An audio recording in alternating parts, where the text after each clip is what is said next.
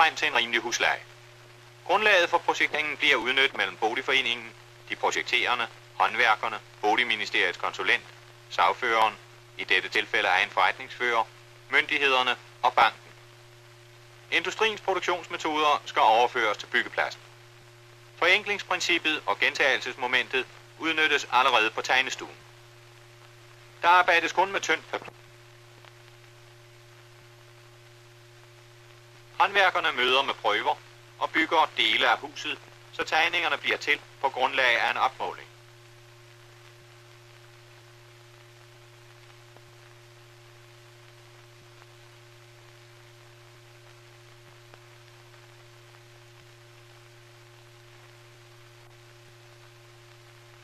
Alle tegninger er udført i stort mål.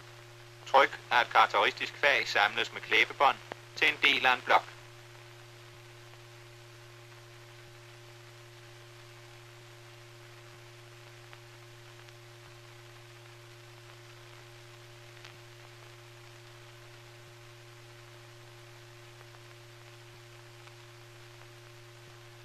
En ny mellemoriginal sættes sammen til blokken og nedfotograferes til en 100-dels tegning, som altså er udført af reproduktionsanstalten, der sparer arkitekterne for mange timers manuelt arbejde.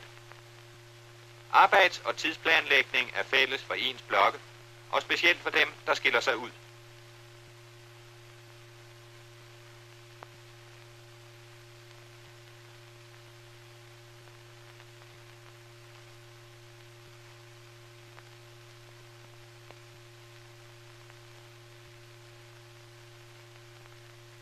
De enkelte arbejdsoperationer er forsynet med numre, som overføres til en fælles oversigt, hvor vi på det tidspunkt oversigten laves, endnu ikke kender datoen for igangsættelsen. Håndværkerne har opgivet prisen på de enkelte operationer, og tidsplanen kan på basis heraf opdeles i rater, som ikke er en procentvis tilnærmelse, men svarer nøje til den investerede mængde inden for det tidsrum, raten strækker sig over.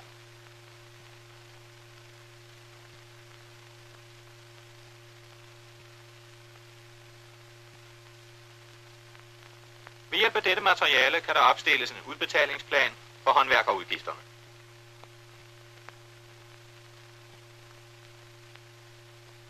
Igangsættelsestidspunktet blev den 12. juni 1955, og med datostrimlen kan oversigten nu gøres tidsbestemt.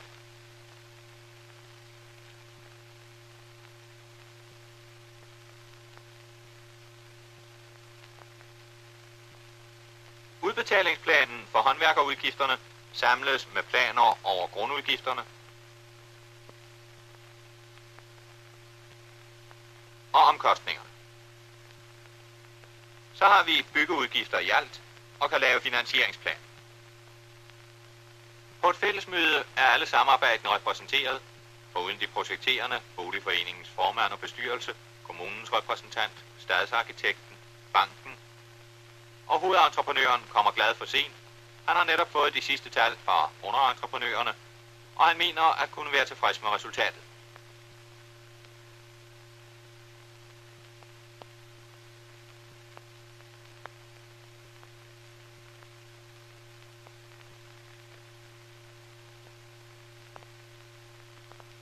Boligforeningens formand og forretningsfører modtager håndværkernes opstilling over priserne.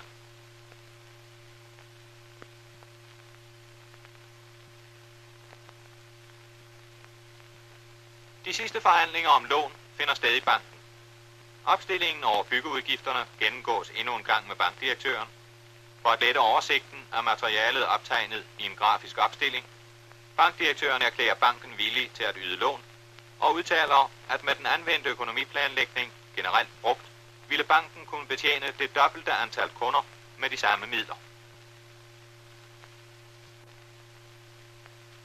Vejen er udlagt, og ledningerne nedlægges, så grunden er helt køreklar og byggemoden, inden det egentlige byggearbejde påbegyndes.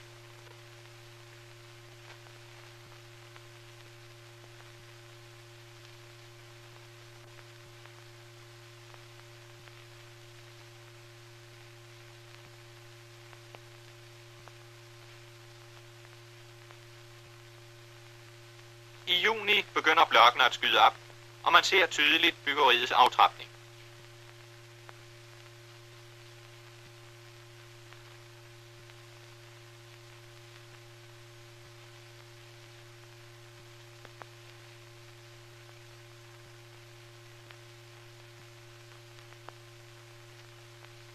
En tømmergård er den første industrialisering af byggepladsen. Moderne maskiner og arbejdsborde gør det muligt for en formand og 3 tømmersvende at tildanne alt tømmer til de 167 lejligheder uden opsnøring.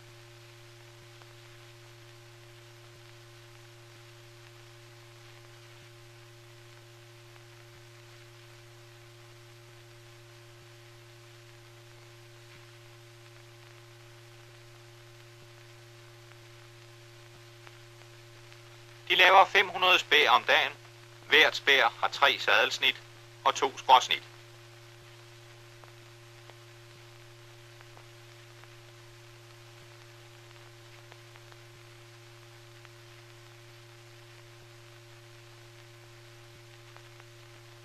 Alle dele i konstruktionerne er identiske, og de kan derfor let samles i sektioner.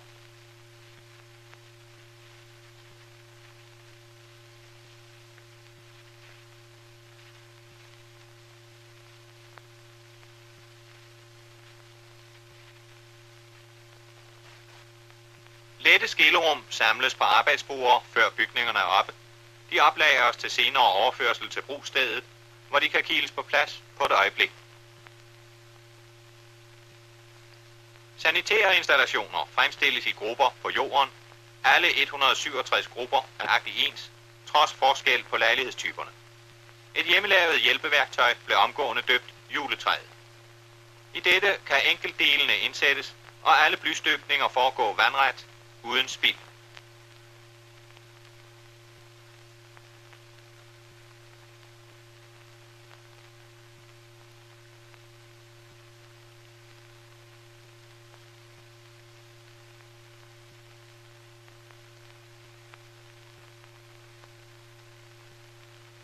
De 2 vigtige udgangspunkter er overkant vandlås i baderum og underkant vandlås til køkkenvask. Metoden giver gode arbejdsvilkår, altid vandret tilstøbning, der er albuerum, og rørsmeden er hele tiden foran.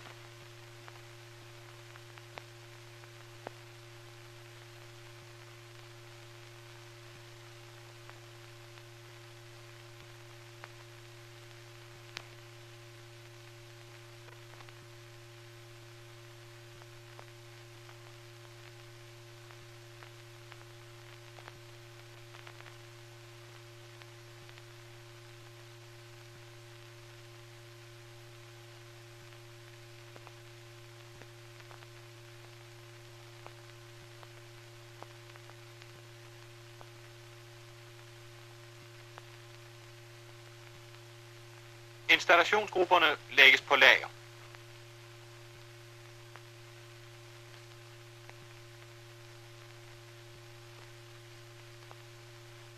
Når murerformanden melder klar til modtagelse af en serie, køres de til blokken, hvor de 12 lejligheder monteres på en formiddag.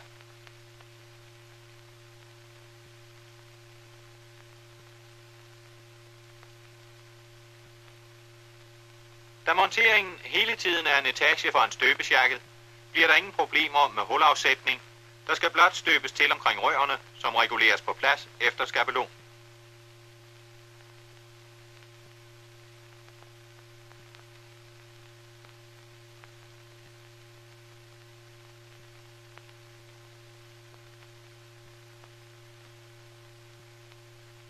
Røret lukkes med låg.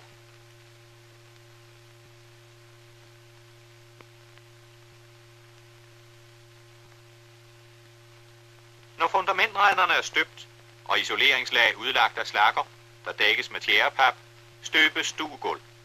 Afretningen foregår efter et specielt system. Et tilspidset rør er forsynet med forskydelig hage. Røret nedbankes i grunden. Hagen indstilles og bærer et hjælperør, som er leder for afretningsbrættet. Ønskes fald mod afløb, vendes hagen omvendt og presser røret i den ønskede stilling. Læg mærke til de færdige installationer foran støbning.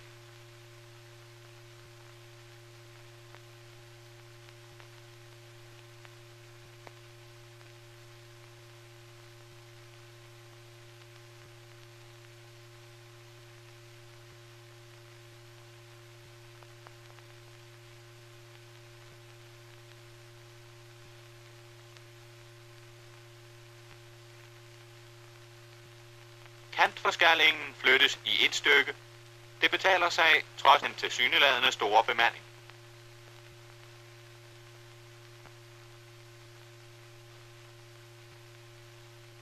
Varmecentralen skrider hurtigt frem. Til jul skal de første blokke opvarmes.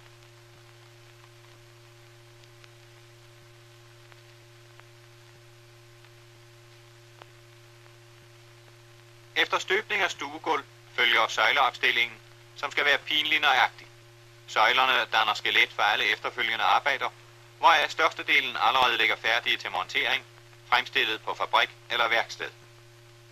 Søjlebunden udnivelleres, så bunden kan støbes klar til en tør opstilling af søjlerne. Derved opnås den fornødne nøjagtighed.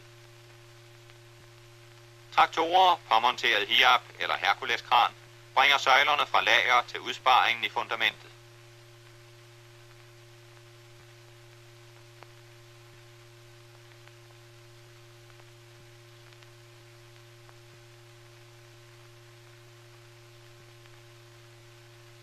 Den indbyrdes afstand holdes ved hjælp af planker med påskruede afstandsklodser.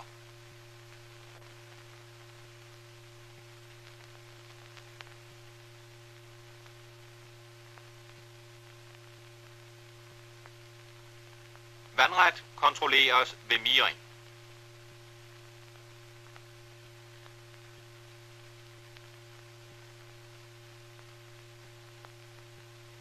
Topafstanden eftermåles med stålmål.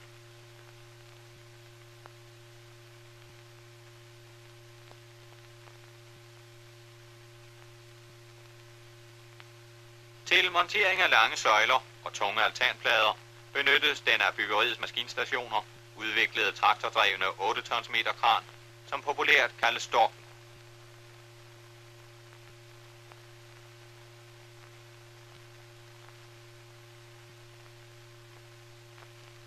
De lange søjler har fra fabrikken et ophejsningshul lodret over tyngdepunktet. Det letter anbringelsen.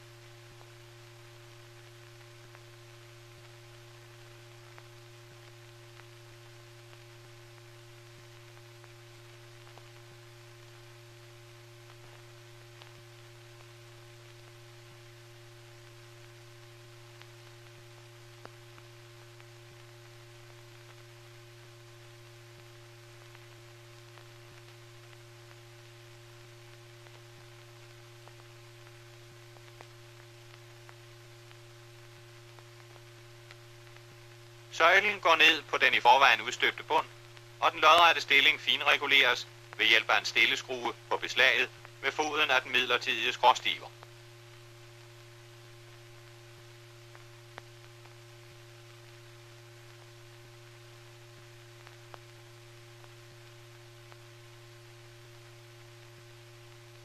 Arbejdsjakkene afløser hinanden i planens rækkefølge, så der aldrig går 2 sjak på samme sted. Murarbejdsmanden er en dag forud for murerne med placering af materialer. Det giver formindsket spild og bedre akkorder. Præferencemålet 4,20 meter muliggør anvendelsen af forskallingssystem. Her er det higodragere, som samles nede en gang for alle, og derefter lægges på plads på de bærende mure.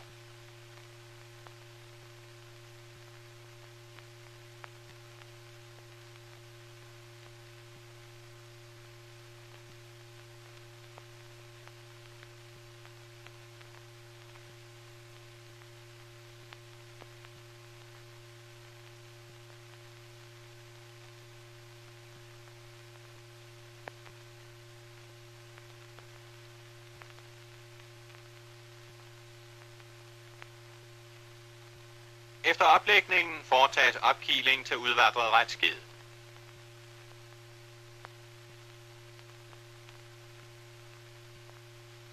Derefter opspændes til fornøden pilhøjde mod skabelon. Forskallingen udlægges som et tæppe. Alle bredder er lige lange, og de skal ikke sømmes. Når der bruges bredder og ikke flager, skyldes det hensynet til, at nedforskalling skal kunne foretages af én mand.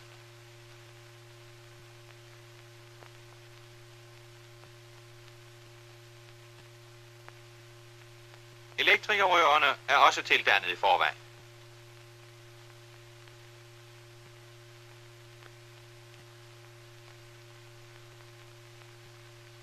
De lægges ud på dækket i grupper og skal blot fastgøres i dåserne og bindes til armeringen.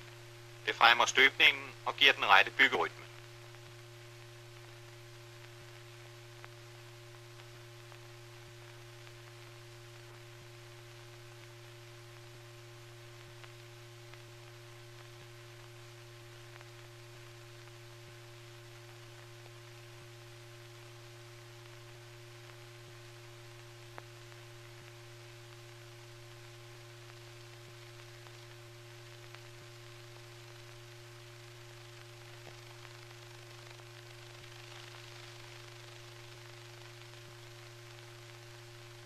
Efter afbinding og hærkning af dæk, kan en mand klare nedforskallingen.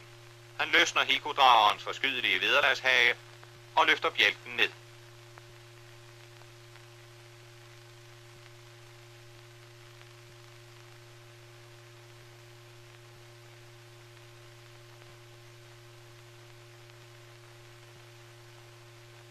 Efterhånden som han arbejder sig indad, kommer bredderne af sig selv.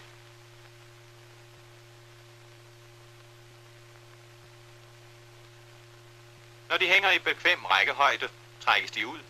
De er fri for søm og skal kun renses for cementslam, inden de kan lægges op i næste takt.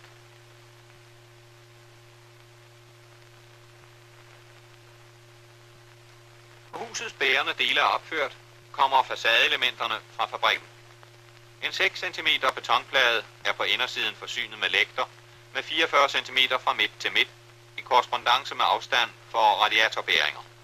Det giver desuden 40 cm fra kant til kant af lægter i korrespondance med størrelsen på de isolerende rockwoolbats, 2 fluer med et smæk og formindsket spild.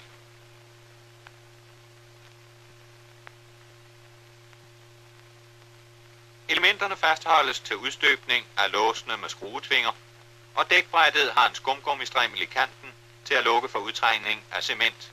Fugen får dybde for senere sekomastikforsejling.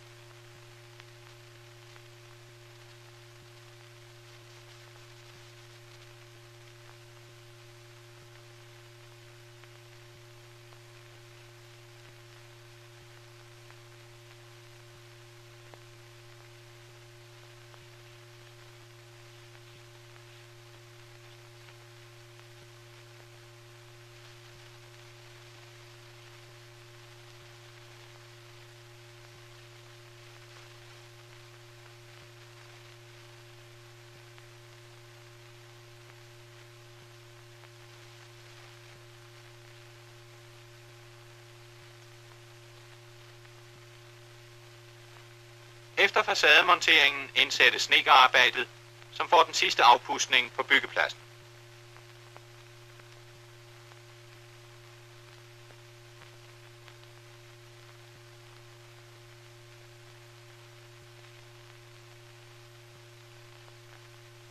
Rørinstallationerne er ligesom de sanitære tilrettelagt for præfabrikering. Udhusene, som under opførelsen har fungeret som stødpudearbejder, kan nu tages ind til værksteder. Gennem et hul i muren kan rørlæggeren trække rørene ind i en reol.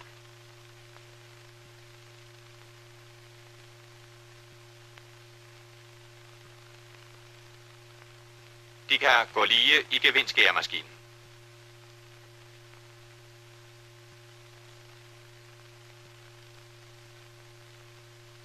Alle rør af samme længde og dimension tildannes fortløbende.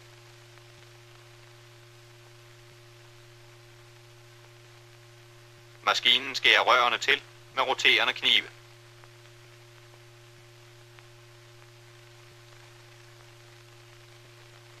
Den foretager opfræsning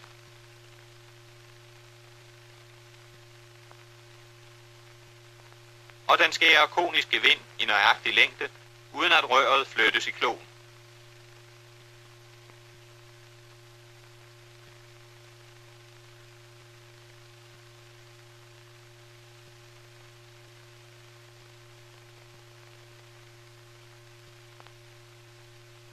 De tildannede rørstykker lægges på lager i orden, klar til samling i installationsgrupper.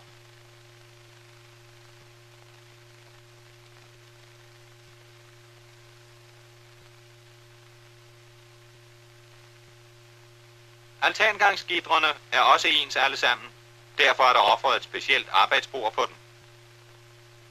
Balystrene falder ned i hak i bordet og ligger på plads mod top- og bundrør.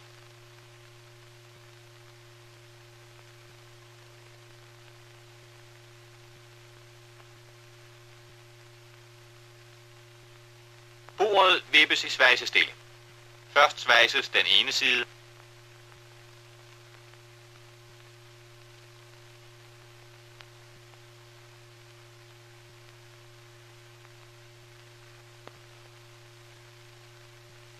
Så går bordet over vandret stilling til svejsning af den anden side.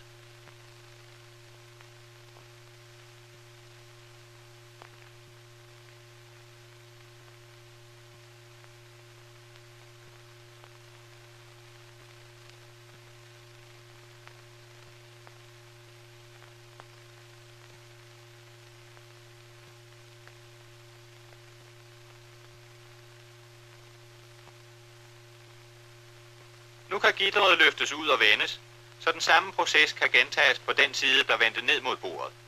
En mand færdiggør 6 gitre om dagen.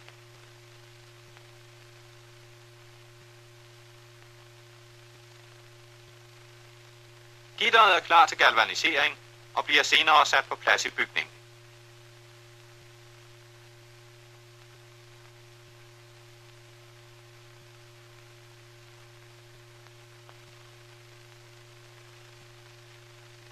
Til byggeriet hører et 1700 kvadratmeter stort underjordisk garageanlæg, som samtidig skal tjene som beskyttelsesrum. 45 søjler støbes i en form efter vakuummetoden. Formen samles med sodavandslukke. Gennem lærredet i formens inderside suges 16 af støbematerialerne 56 liter vand. Alle 45 søjler blev støbt på en uge i en form.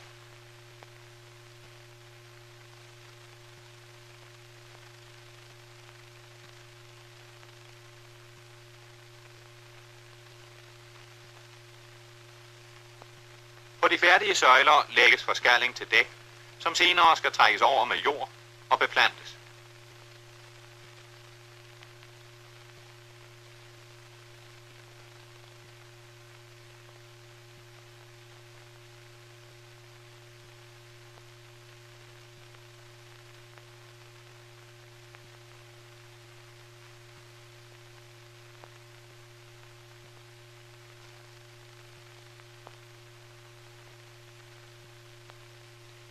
Skorstenen udføres i jernplade liggende. Den har dobbelt kappe med isolering imellem.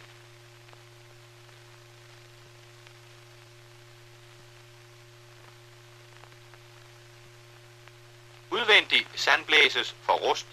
Indvendig beskyttes med maling, specielt importeret. Malingen angives at kunne tåle 1000 grader.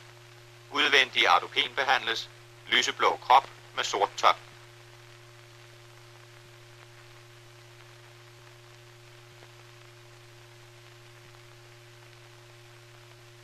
Den 31. december vippes skorstenen op.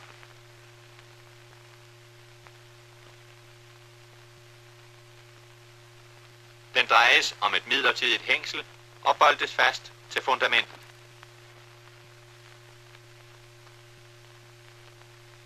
Midt i marts 1956 er 4 blokke klar til indflytning. Der mangler kun indflytningsmontering af trådnethylder og opvaskestativ i køkkenet, samt spejl, spejlhylde og papirholder i baderum. Der er masser af plads og rigelig skabsplads, 3-7 meter skab til hver lejlighed efter lejlighedens størrelse.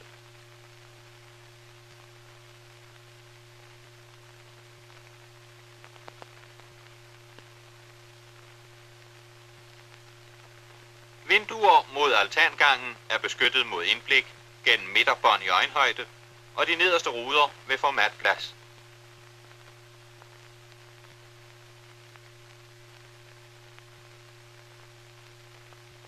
I rækkehustypen fører en åben trappe op til soveafdelingen. Den har 2 store tosengskamre, skabsrum til trappen og et soveværelse på 16 kvadratmeter. Udlejningsprisen for et 110 kvadratmeter rækkehus bliver, som projekteret, 190 kroner om måneden.